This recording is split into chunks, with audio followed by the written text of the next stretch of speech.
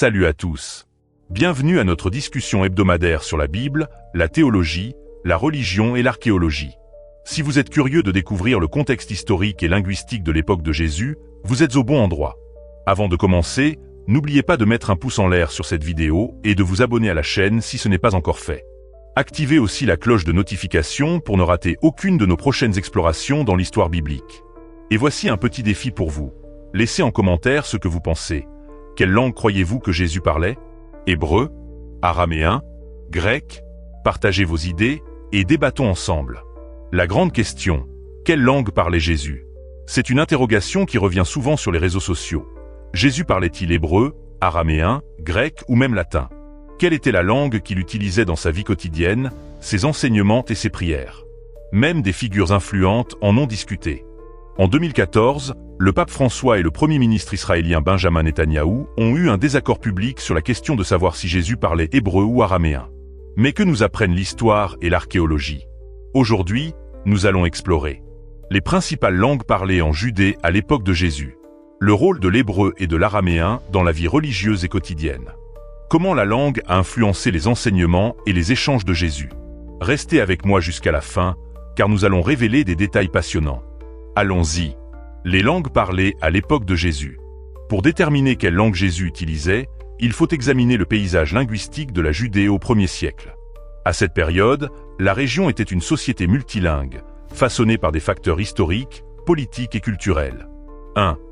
La langue principale de Jésus, l'araméen. La plupart des chercheurs s'accordent à dire que Jésus parlait surtout l'araméen dans sa vie de tous les jours. L'araméen était la langue courante parmi les Juifs, notamment chez les classes populaires et dans les zones rurales. Elle servait pour le commerce, les échanges et les conversations quotidiennes. Il est probable que Jésus ait prononcé ses paraboles, ses leçons et ses dialogues en araméen. 2. L'hébreu, la langue sacrée et liturgique. Bien que l'araméen soit la langue parlée du peuple, l'hébreu restait celle des textes sacrés et des rites. L'hébreu était surtout utilisé dans les synagogues, les prières et la lecture des Écritures.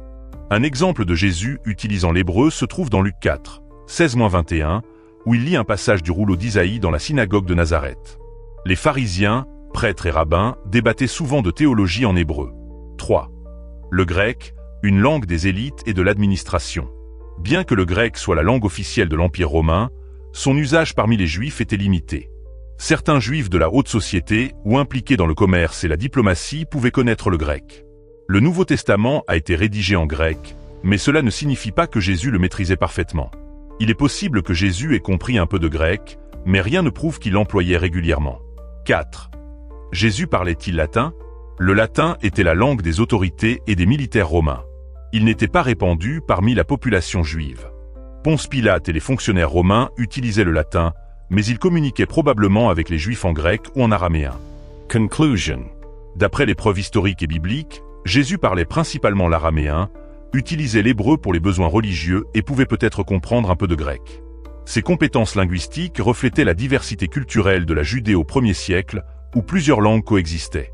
Dans la section suivante, nous examinerons de plus près le rôle de l'araméen et de l'hébreu. Restez avec nous. Le rôle de l'araméen et de l'hébreu. Comprendre le rôle de l'araméen et de l'hébreu à l'époque de Jésus est essentiel pour saisir comment la langue a façonné ses enseignements et ses interactions quotidiennes.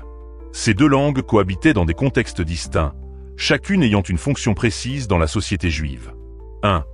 L'araméen, la langue de la vie courante. L'araméen était la langue la plus utilisée par les Juifs dans leur quotidien. Jésus l'employait probablement pour s'adresser aux foules, parler à ses disciples et raconter ses paraboles. C'était la langue des affaires, des relations sociales et de l'enseignement informel. Les gens simples, comme les pêcheurs, les paysans et les marchands, parlaient surtout l'araméen, ce qui en faisait le choix naturel pour le ministère public de Jésus. 2. L'hébreu, la langue sacrée et liturgique. L'hébreu était perçu comme une langue sainte, réservée aux synagogues et aux cérémonies religieuses. La Torah et les livres prophétiques étaient écrits en hébreu et lus dans les synagogues. Jésus, familier des Écritures, devait maîtriser l'hébreu couramment. Exemple, dans Luc 4, 16-21, Jésus lit le rouleau d'Isaïe en hébreu dans la synagogue de Nazareth. Malgré son importance religieuse, l'hébreu n'était pas beaucoup utilisé dans les conversations ordinaires, car de nombreux juifs le gardaient pour des sujets sacrés. 3. La tradition juive de préserver l'hébreu pour un usage religieux. Certains groupes juifs voyaient l'hébreu comme une langue divine, à ne pas employer pour des discussions banales. Cette coutume s'est prolongée chez les communautés juives européennes, où l'hébreu était réservé à la religion tandis que des langues comme le yiddish servaient au quotidien. De même, à l'époque de Jésus, l'hébreu était surtout une langue d'étude, de prière et de débat juridique plutôt que de bavardage. Conclusion. L'araméen était la langue principale de Jésus et du peuple juif dans la vie de tous les jours, tandis que l'hébreu était réservé au contexte religieux et savant. Cette distinction linguistique explique pourquoi les enseignements de Jésus étaient en araméen, bien qu'il pût lire et travailler avec les textes hébreux. Dans la prochaine section, nous explorerons la présence de l'araméen dans l'Ancien Testament et son évolution historique. Ne partez pas. L'araméen dans l'Ancien Testament. Bien que l'hébreu domine dans l'Ancien Testament, certaines parties des Écritures ont été rédigées en araméen. Cela montre comment cette langue a pris de l'importance chez les Juifs, notamment pendant et après l'exil à Babylone. 1. Partie de l'Ancien Testament écrite en araméen. Quelques passages de la Bible hébraïque sont en araméen, en raison de son usage dans la diplomatie et l'administration sous des empires étrangers. Parmi eux, Esdra entre 4h08 et 6h18 et 7, 12-26, documents et décrets officiels du gouvernement perse. Daniel entre 2h04 et 7h28, prophéties et récits historiques. Jérémie 10h11, un avertissement contre l'idolâtrie, inséré en araméen. Genèse 31, 47, des mots araméens dans un accord entre Jacob et Laban. Ces textes montrent que sous la domination perse, l'araméen était déjà largement employé par les Juifs. 2. L'araméen comme langue franque de l'ancien Proche-Orient. L'araméen s'est répandu comme langue diplomatique et administrative sous les Assyriens, les Babyloniens et les Perses. L'Empire perse, VE siècle avenu. Jésus-Christ a fait de l'araméen sa langue officielle, en faisant une langue commune dans toute la région. Ainsi, les Juifs exilés ont appris et adopté l'araméen, qui est devenu leur langue principale après leur retour en Judée. 3. Similarité entre l'hébreu et l'araméen. L'araméen et l'hébreu sont des langues sémitiques proches, comme le français et l'italien. Un locuteur d'hébreu pouvait comprendre 70 à 80% de l'araméen, et inversement. Cette proximité linguistique explique pourquoi les Juifs ont pu passer de l'hébreu à l'araméen au fil du temps tout en conservant leurs textes sacrés en hébreu. Conclusion. La présence de l'araméen dans l'Ancien Testament reflète son influence croissante parmi les Juifs. En devenant la langue parlée dominante, elle a peu à peu supplanté l'hébreu dans les échanges quotidiens, préparant ainsi le terrain pour l'époque de Jésus, où l'araméen était le principal moyen de communication. Dans la section suivante, nous examinerons les origines et l'évolution historique de l'araméen. Restez avec nous. Origine et évolution de l'araméen. Pour comprendre pourquoi Jésus parlait l'araméen, il faut retracer son développement historique et voir comment il est devenu la langue dominante en Judée et dans les régions voisines. 1. Les origines de l'araméen. L'araméen est apparu vers 1200 avenue. Jésus-Christ dans la région d'Aram, qui correspond aujourd'hui à la Syrie et à certaines parties de la Jordanie. Il a été développé par les Araméens, des tribus sémitiques qui se sont installées dans le Proche-Orient. À l'origine, ce n'était qu'un dialecte régional, mais il a gagné en importance avec le temps. 2. L'expansion de l'araméen comme langue majeure. L'araméen s'est répandu grâce à sa simplicité et son adaptabilité par rapport à d'autres langues anciennes. Il est devenu la langue officielle de l'Empire néo-assyrien entre le 8e et le 7e siècle avenu. Jésus-Christ. Les Babyloniens, 6e siècle avenu. Jésus-Christ ont continué à l'utiliser, élargissant son rayonnement. L'Empire perse, VE siècle avenu. Jésus-Christ en a fait sa langue franque, en faisant le langage commun du Moyen-Orient pendant des siècles. 3. Le lien entre l'araméen et l'hébreu. L'araméen et l'hébreu appartiennent à la même famille sémitique, comme l'espagnol et le portugais. Quand Abraham est arrivé d'Ur, il parlait probablement l'élamite, mais ses descendants ont créé un dialecte unique qui est devenu l'hébreu. L'araméen, quant à lui, est né d'une autre branche sémitique, mais restait compréhensible pour les locuteurs d'hébreu. 4. Le passage de l'hébreu à l'araméen.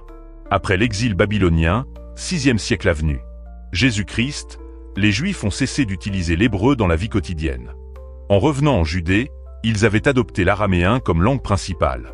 Même en écrivant en hébreu, ils ont commencé à utiliser l'écriture araméenne, une habitude qui a perduré pendant des siècles. Conclusion. L'araméen est passé d'un dialecte local à une langue franque mondiale, grâce à son adoption par de puissants empires. À l'époque de Jésus, il était depuis longtemps la langue dominante. En Judée, ce qui explique pourquoi c'était sa langue principale pour prêcher et communiquer. Dans la section suivante, nous verrons comment l'araméen est devenu la langue la plus parlée de l'époque et son impact sur les traditions juives et chrétiennes. Ne manquez pas ça. La diffusion de l'araméen comme langue franque. À l'époque de Jésus, l'araméen était déjà la langue dominante dans tout le Moyen-Orient. Mais comment cela est-il arrivé? La réponse réside dans l'essor et l'influence d'anciens empires qui ont adopté et promu l'araméen comme langue commune pour les échanges entre différents groupes ethniques. 1. L'araméen comme langue universelle du monde antique. Avant l'araméen, d'autres langues ont dominé à différentes époques. Le sumérien était courant dans les premières civilisations. L'akkadien l'a remplacé comme langue diplomatique. Puis, l'araméen a supplanté l'akkadien grâce à sa simplicité et sa flexibilité. Il est devenu la langue de l'administration, du commerce et de la diplomatie dans l'empire néo-assyrien, 8e siècle AV. Jésus-Christ. Les Babyloniens, 6e siècle AV. Jésus-Christ, ont maintenu son usage comme langue principale. L'empire perse, VE siècle AV. Jésus-Christ a renforcé son statut de langue officielle dans son vaste territoire, allant de l'Inde à l'Égypte. 2. L'impact de l'empire perse sur l'araméen. Sous la domination perse, l'araméen est devenu la langue principale du gouvernement et de la vie quotidienne. Les communautés juives exilées à Babylone ont adopté l'araméen et ont continué à l'utiliser après leur retour en Judée. Cela explique pourquoi, à l'époque de Jésus, l'araméen avait totalement remplacé l'hébreu comme langue parlée parmi les Juifs. 3.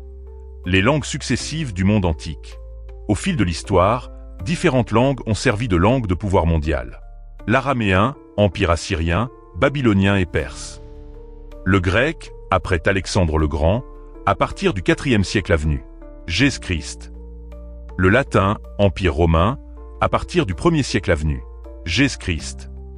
Le français et l'anglais, langues internationales modernes. Comme l'anglais aujourd'hui, l'araméen était la langue à connaître pour communiquer entre nations différentes. 4. Pourquoi Jésus parlait l'araméen plutôt que le grec ou le latin? Bien que le grec et le latin soient parlés dans certaines régions de l'Empire romain, l'araméen restait la langue dominante en Judée. La majorité des Juifs, comme les paysans, les pêcheurs et les commerçants, utilisaient l'araméen au quotidien. Même les officiels romains devaient probablement recourir à des interprètes pour échanger avec la population locale. Conclusion. L'araméen est devenu la langue la plus parlée du Moyen-Orient grâce à son adoption par de grands empires. À l'époque de Jésus, il était depuis des siècles la langue dominante en Judée, ce qui explique pourquoi il l'utilisait pour ses enseignements, paraboles et conversations. Dans la prochaine section, nous explorerons comment l'araméen a influencé les traditions juives et chrétiennes et son impact durable sur les textes religieux. Restez avec nous. L'influence de l'araméen sur les traditions juives et chrétiennes. À mesure que l'araméen s'est imposé comme la langue parlée principale des Juifs, il a eu un effet notable sur les pratiques religieuses juives, et plus tard, sur les traditions chrétiennes. Cette influence se retrouve dans l'interprétation des Écritures, les textes religieux et la manière dont les premiers chrétiens ont compris et transmis les enseignements de Jésus. 1. Le développement des targums, traductions araméennes de la Bible hébraïque. Comme beaucoup de Juifs ne parlaient plus couramment l'hébreu, les chefs religieux ont commencé à créer des targums, des paraphrases en araméen des Écritures hébraïques. Dans les synagogues, la Torah était lue en hébreu, puis un targum en araméen était donné pour que le peuple comprenne. Ces targums, d'abord oraux puis écrits, ont joué un rôle majeur dans la préservation et la diffusion des connaissances bibliques. 2. La transition de l'écriture hébraïque à l'araméenne. Avec le temps, les Juifs ont abandonné l'ancienne écriture paléo-hébraïque pour adopter des styles d'écriture araméens. L'alphabet hébreu carré utilisé aujourd'hui dans les textes religieux provient de l'influence araméenne. Ce changement montre à quel point l'araméen a transformé la culture juive, pas seulement dans la parole, mais aussi dans l'écriture. 3. L'influence de l'araméen sur les écrits et enseignements chrétiens. Puisque Jésus parlait l'araméen, beaucoup de ses paroles et expressions originales étaient dans cette langue. Le Nouveau Testament a été écrit en grec, mais il conserve des phrases en araméen, montrant comment les mots de Jésus ont été dits à l'origine. Exemple. Talitha Kumi, Marc 5h41, petite fille, lève-toi. Ephata, Marc 7h34, ouvre-toi. Abba, Marc 14h36, Père. Maranatha, 1 Corinthiens 16h22, le Seigneur vient. Conclusion. L'influence de l'araméen sur les traditions juives et chrétiennes est indéniable. Il a façonné la manière dont les Juifs interagissaient avec les Écritures, modifié la façon dont les textes religieux étaient écrits et laissé une empreinte durable dans le Nouveau Testament. En conservant des phrases araméennes prononcées par Jésus, la Bible offre un lien direct avec sa voix authentique et son contexte historique. Dans la section suivante, nous explorerons des expressions araméennes clés dans le Nouveau Testament et ce qu'elles révèlent sur la langue et les enseignements de Jésus. Ne partez pas. Les expressions araméennes dans le Nouveau Testament. Bien que le Nouveau Testament soit rédigé en grec, plusieurs phrases en araméen n'ont pas été traduites. Cela suggère que ces expressions étaient très significatives et ont été laissées telles quelles pour garder leur sens authentique. Ces phrases en araméen nous donnent un aperçu direct de la manière dont Jésus parlait et de la langue qu'il utilisait dans ses enseignements. 1. Mots et phrases araméens conservés dans le Nouveau Testament. Voici quelques-unes des expressions araméennes les plus connues prononcées par Jésus. Talitha Kumi, Marc 5h41, petite fille, lève-toi. Dite par Jésus en ressuscitant une fillette. Ephphatha, Marc 7h34, ouvre-toi. Ordre de Jésus en guérissant un sourd. Abba, Marc 14h36, Père. Terme très intime utilisé par Jésus pour s'adresser à Dieu. Raka, Matthieu 5h22, une insulte araméenne signifiant tête vide ou idiot. Rabboni, Jean 20h16, mon maître. Marie-Madeleine appelle ainsi Jésus après sa résurrection. Eloi, Eloi, lama sabachthani? Marc 15h34. Mon Dieu, pourquoi m'as-tu abandonné? Cri de Jésus sur la croix, citant le psaume 22h01. Hosanna, Marc 11h09. Ô Seigneur, sauve-nous. Une supplication pour le salut lors de l'entrée triomphale de Jésus à Jérusalem. Maranatha, 1 Corinthiens 16h22. Le Seigneur vient. Une phrase exprimant l'espoir du retour de Jésus. 2. Pourquoi ces phrases sont-elles restées en araméen? Ces expressions étaient probablement si connues et précieuses pour les premiers chrétiens que les traducteurs ont choisi de ne pas les modifier.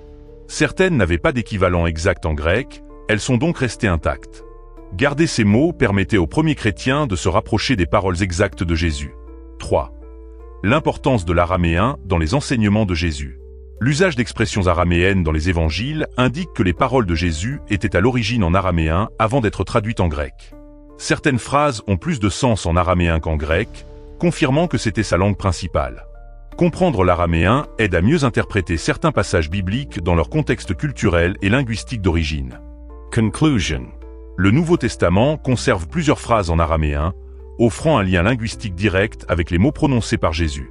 Ces expressions montrent comment l'araméen a façonné ses enseignements, et leur présence dans le texte biblique prouve que c'était la langue qu'il utilisait au quotidien. Dans la section suivante, nous explorerons comment l'araméen a influencé la structure et les tournures du Nouveau Testament et ce que cela signifie pour l'interprétation biblique. Restez avec nous. L'importance de l'araméen dans l'interprétation biblique. Puisque Jésus parlait principalement l'araméen, nombre de ses enseignements ont été formulés dans cette langue avant d'être traduits en grec dans le Nouveau Testament. Ainsi, certains jeux de mots, expressions idiomatiques et nuances culturelles ont été perdus ou altérés dans la traduction. Comprendre le contexte araméen du Nouveau Testament nous aide à mieux interpréter certains passages et à retrouver leur signification profonde. 1. Les expressions araméennes et leur influence sur le Nouveau Testament. De nombreuses phrases dans les évangiles reflètent des tournures araméennes plutôt que du grec classique. Certaines expressions prennent tout leur sens lorsqu'on les comprend dans leur contexte araméen. Exemple. Il est plus facile pour un chameau de passer par le trou d'une aiguille que pour un riche d'entrer dans le royaume de Dieu. Marc 10h25. En araméen, le mot pour chameau, ganla, ressemble à celui pour corde, ganla, suggérant un possible jeu de mots. 2. Le grand nombre de sémitismes dans les évangiles. Les sémitismes, structure linguistique hébraïque ou araméenne, sont fréquents dans le texte grec du Nouveau Testament. Des études ont révélé 28% des versets de Matthieu contiennent des expressions sémitiques. 16% des versets de Marc montrent une influence sémitique. 38% des versets de Luc ont des structures inspirées de l'araméen. 20% des versets de Jean reflètent une influence araméenne. Cela suggère que les évangiles ont été fortement marqués par une tradition antérieure en araméen. 3. Exemple d'expressions influencées par l'araméen dans le Nouveau Testament. Jean 10h30, moi et le Père sommes un. En araméen, cela signifie « nous sommes en parfait accord », plutôt qu'une unité littérale. Luc 22h20, ceci est la nouvelle alliance dans mon sang. En araméen, le sens penche vers le renouvellement de l'alliance, soulignant la continuité avec l'Ancien Testament. Matthieu 16h23, arrière de moi, Satan. En araméen, cette phrase veut dire « ne te mets pas en travers de mon chemin », plutôt qu'une réprimande directe de Pierre comme Satan. 4. Pourquoi les études sur l'araméen comptent pour l'interprétation biblique? De nombreux biblistes utilisent des reconstructions araméennes pour se rapprocher des paroles originales de Jésus et de leur sens. Identifier les jeux de mots, les expressions idiomatiques et les formes poétiques araméennes aident à révéler le message voulu des enseignements de Jésus. L'étude de l'araméen montre que certains passages des évangiles, difficiles à comprendre, deviennent plus clairs dans leur contexte linguistique et culturel d'origine. Conclusion. Comprendre l'araméen enrichit notre lecture de la Bible, nous permettant de saisir toute la richesse des enseignements de Jésus tels qu'ils ont été exprimés à l'origine. Beaucoup d'erreurs d'interprétation viennent des traductions grecques d'expressions araméennes, rendant essentielle l'étude du contexte linguistique et culturel du Nouveau Testament. Dans la dernière section, nous conclurons notre discussion et résumerons les points clés sur la langue de Jésus et pourquoi cela reste pertinent aujourd'hui. Restez avec nous. Conclusion. Pourquoi comprendre la langue de Jésus est important?